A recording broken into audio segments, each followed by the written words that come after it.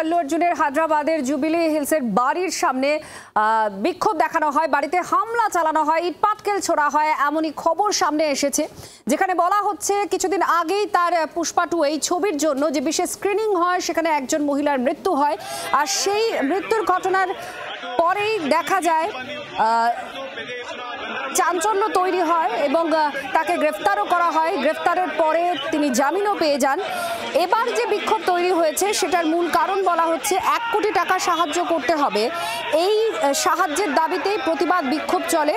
বাড়িতে আল্লু অর্জুনের বাড়িতে ইট পাটকেল ছড়ে প্রতিবাদীরা। ওসমানিয়া বিশ্ববিদ্যালয়ের জয়েন্ট অ্যাকশন কমিটি এই প্রতিবাদ দেখায়। বাড়ির সামনে প্ল্যাকার্ড হাতে প্রতিবাদের সময় বাড়িতে ইট পাটকেল ছুটতে শুরু করে প্রতিবাদীরা।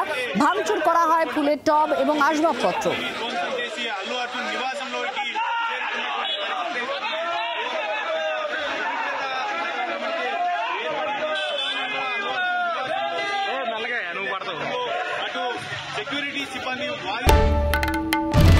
বাংলার আওয়াজ, বাঙালির আবেগ, জি 24 ঘন্টা।